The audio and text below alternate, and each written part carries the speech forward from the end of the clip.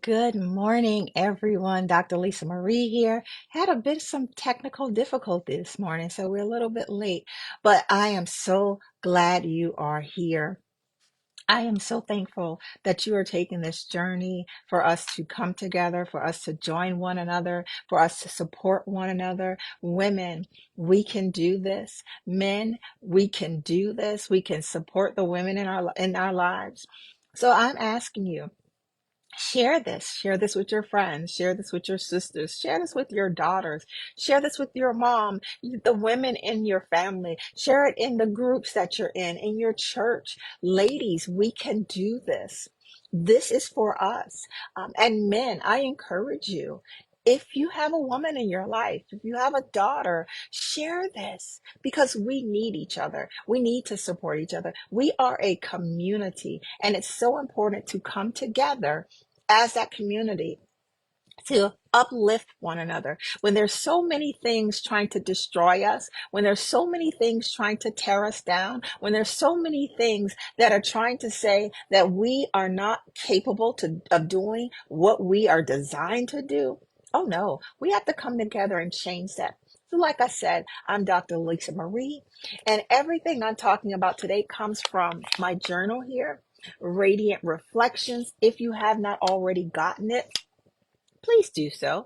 It is a great gift for a family member. It is great for you. It has so much information in there for us to really reflect on our lives, our childhood, adulthood, where we are, where we're going, what we want in life. And it's packed with affirmations, quotes, and scriptures and spaces for you to write. So it's really to really get into self-evaluation, self-reflection. So let's get into what we're going to talk about today. Here's my quote.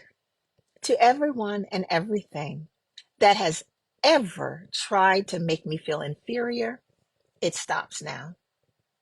I'm going to say that one more time. To everyone and everything, including myself, that has ever tried to make me feel inferior, it stops now. Not today sometime, not tomorrow, not I'm gonna try this, stopping this in the new year, this new year, new me. No, no, we're gonna do it now.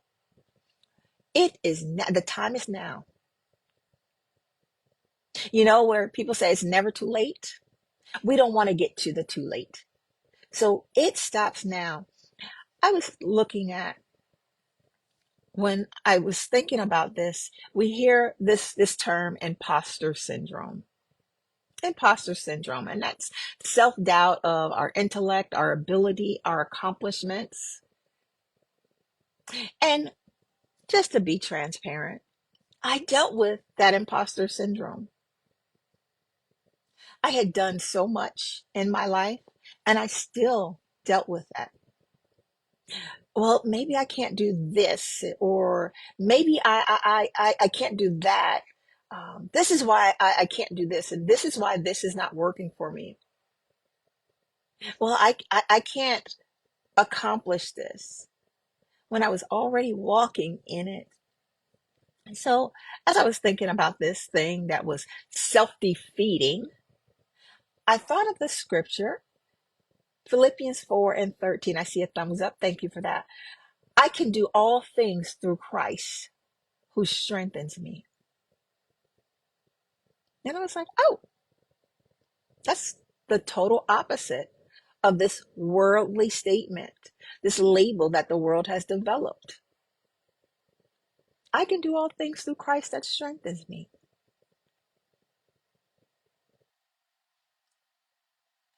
But if I live under this cap of imposter syndrome, I can't.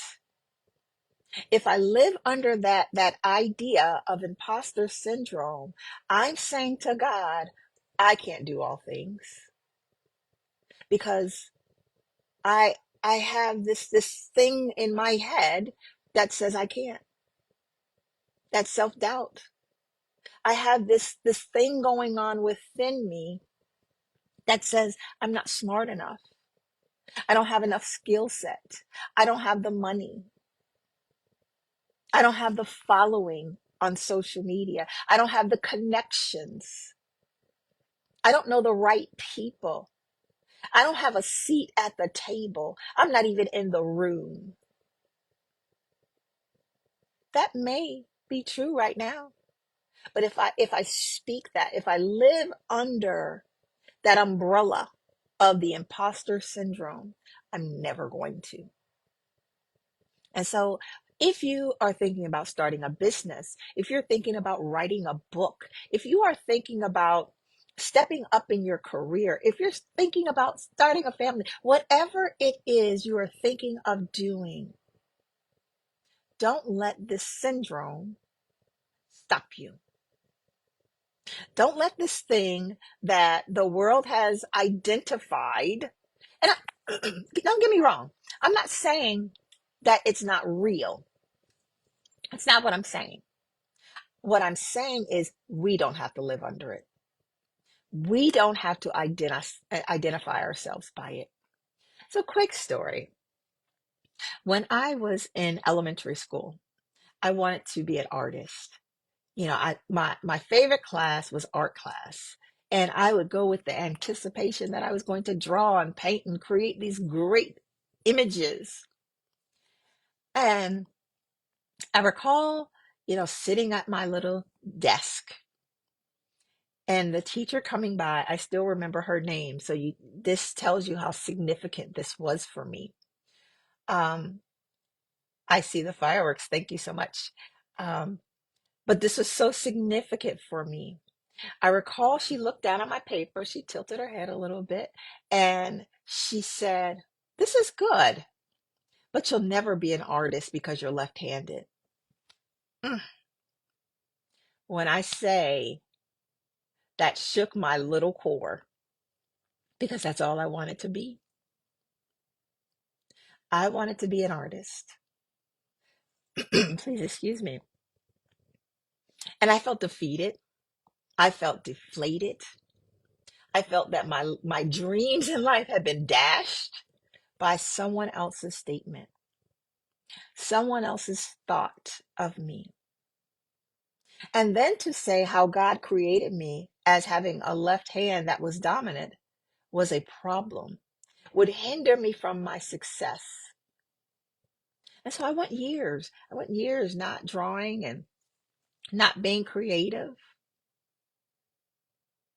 And then I decided that I'm going to be creative in any capacity that I wanted to be creative in. But it took me time.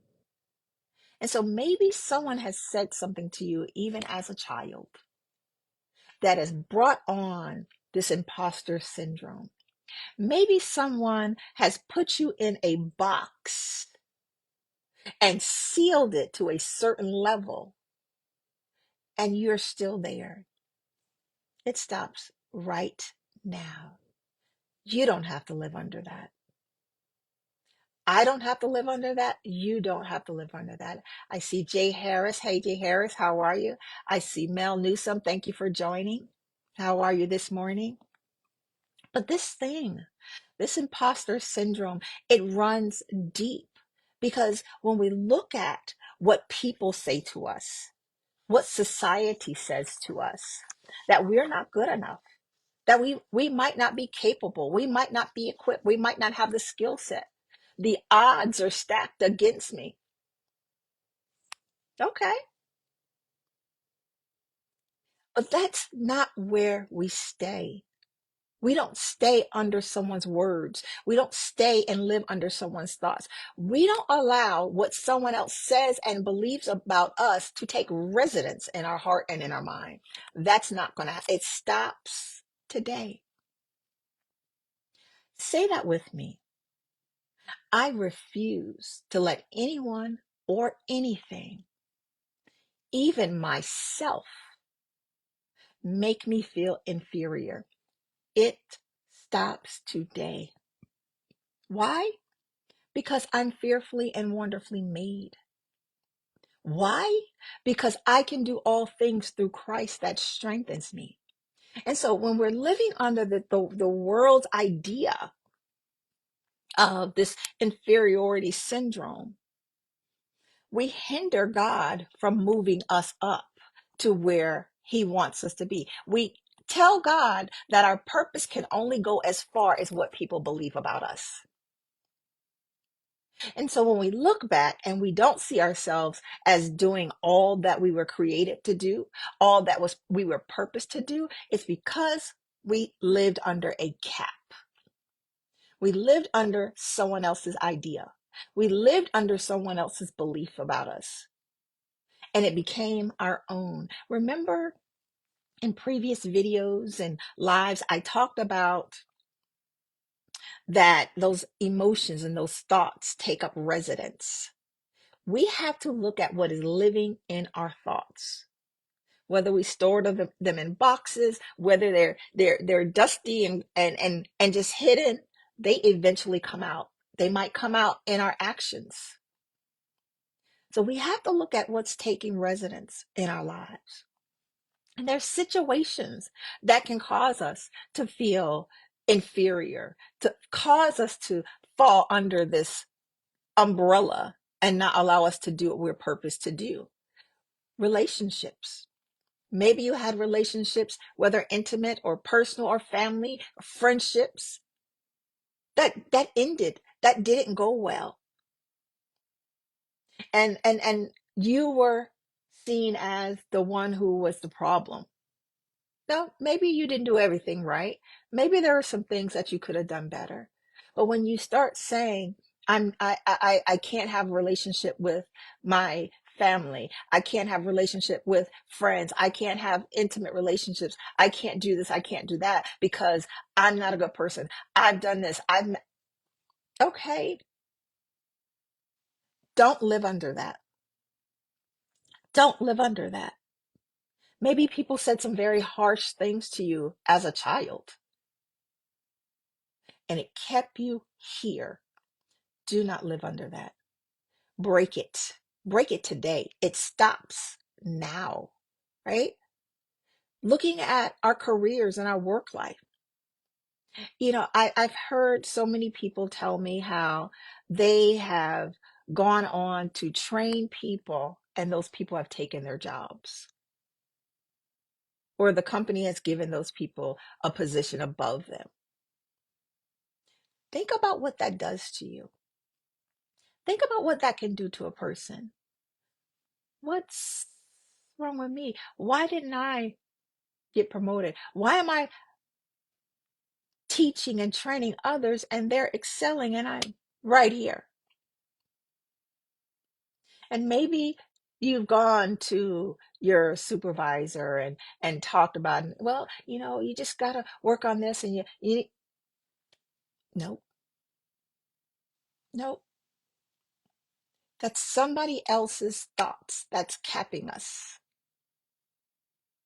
And it happens and we start to live under that. But then again, once we start to live under that, it affects our emotions. I've been in this job and I've been doing this and now I don't want to go and I'm feeling irritable and it's affecting us because someone else placed that cap on us. Now, maybe you have to move to a different job. Maybe you have to advance in your education. Maybe you have to step out on your own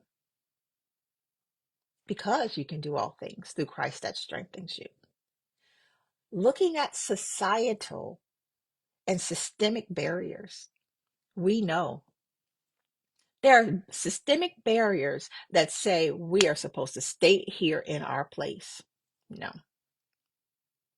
Being a woman of color, who said that you can do this? And who said that, you can create businesses and do miraculous and wonderful things? God, that's who. That is who. And so when we look at how society has for so long told us, this is your position, stay in it. Stay in it. I remember, and this is once again being very transparent. I was, when I was growing up, my mom worked two jobs. my dad worked, my mom worked two jobs, but one of her jobs was to clean this house of this doctor. And it infuriated me. And so I guess to teach me a lesson, because I voiced my opinion, my mother took me to work with her. And she said, I need you to clean this room. And I'm like, I'm not doing it. But eventually I did. It was a library. And I began to look at all those books. I began to leaf through them. And I began to think, all of this knowledge, all of this information, I want it. It should not be kept for a select few. And I found myself in the summer living in the library, reading and reading and reading. And so what was set up, my mother was teaching me a lesson, and that was the era that she grew up in. But it told me I'm not living beneath that. There's something up here that I'm supposed to have, and I'm going to get it. I'm not just meant to do this and stay under the umbrella of someone else. I'm going to excel. And so I'm saying that to you. Whether it's something you have been taught as a child, whether it's something that was said to you as a child, don't live under someone else's thoughts, someone else's ideas of who you're supposed to be. There's so much more for us. There are so many things that we can do. You know, when we start living under these things, and we start examining ourselves through the eyes of others, we miss some of our potential.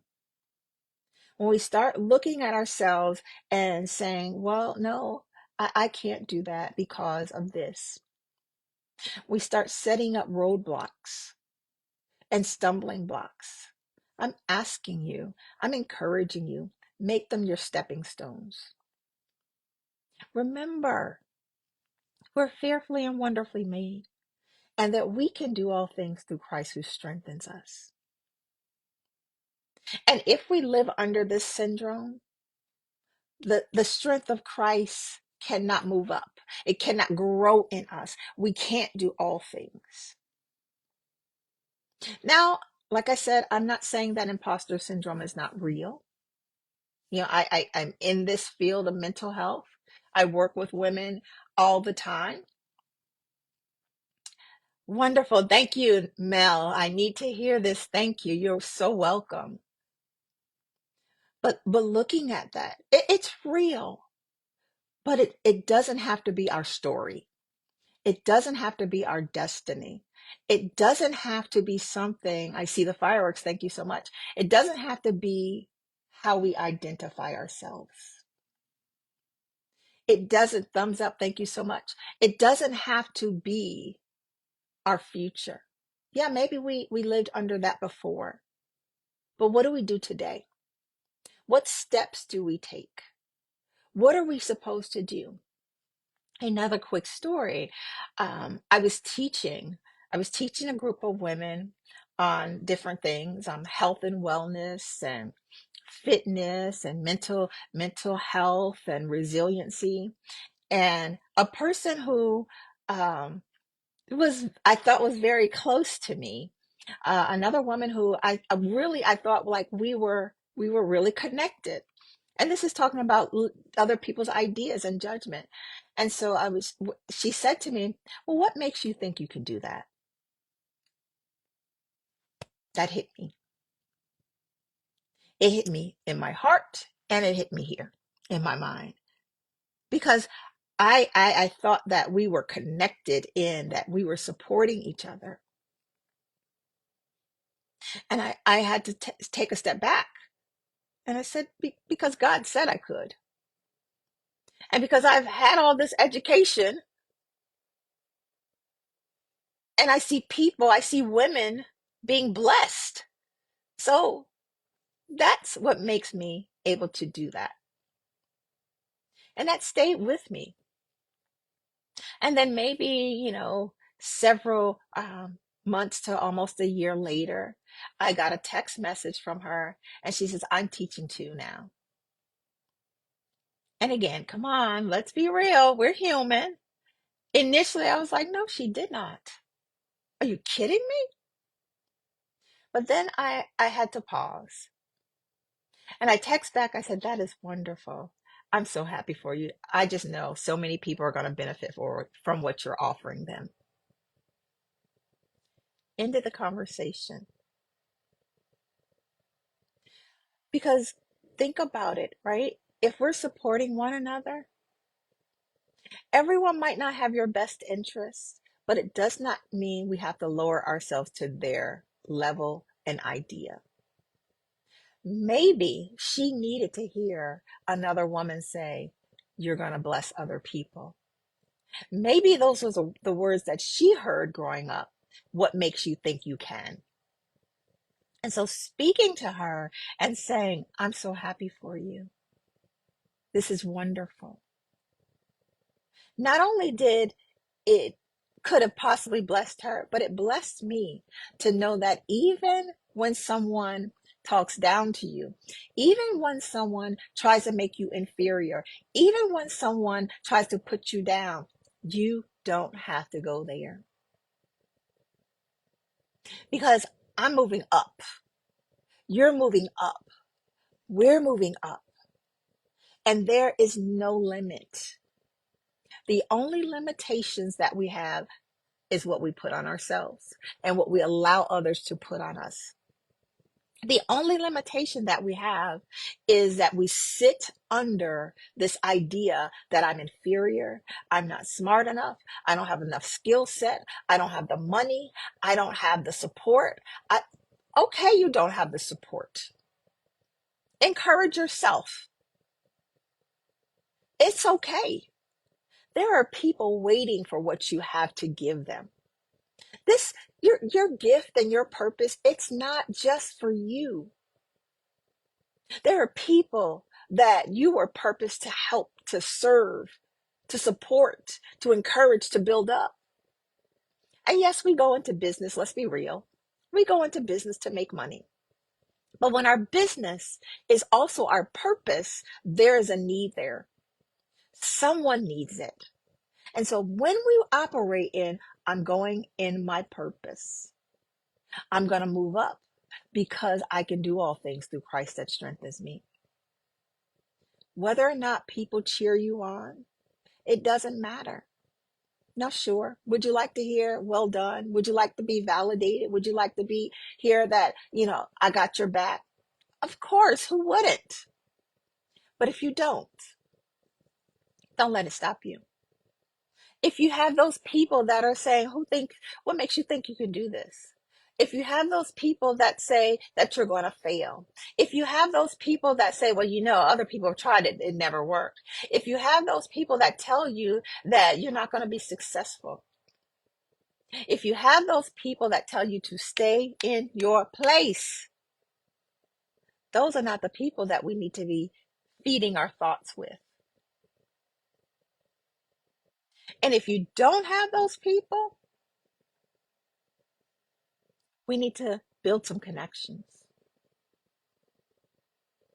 When we think about doing something and walking in purpose, we might think, I don't even have a seat at the table. I'm not even in the room. But you can have a seat at the table. Even if you have to build your own table, do so. Don't let anyone tell us. Please hear my heart. Don't let anyone tell us that we can't do anything and everything we were purposed to do. And while you're not letting anyone tell you that, tell other people Tell them not to let people lower them and put them under this thing. Tell them not to put on the umbrella of imposter syndrome. Tell them not to plant that seed in their mind. And I'm telling you, I'm encouraging you, don't you do it either. There's so much for us to do. We are such a gifted and talented people. Ideas just exude from us. But oftentimes, we take what's in us and we give it to someone else to say, tell me how far I can go. Tell me what I can do with this. There we go. Because when they say, nope, you can't do that. When they say, nope, you're not skilled enough to do that. No, you don't have enough education for that. No, no, no, no, no. We're looking for just the right person. You don't have the look. You don't have the status to do that. We fall under that umbrella. And people will keep us there if we let them. Years ago they would say, break the glass ceiling. I'm saying, break the imposter syndrome. Break that inferiority. Break that people are telling you, or you're telling yourself, I'm not good enough. I'm not going to excel. You will. You can. You must, because it's purpose. And so let's today, right now, make it stop. You have power. You have control. You have the ability. You have the tenacity. You have the resilience. And you have the word of God that says you can. No stigma. Have a wonderful day, everyone.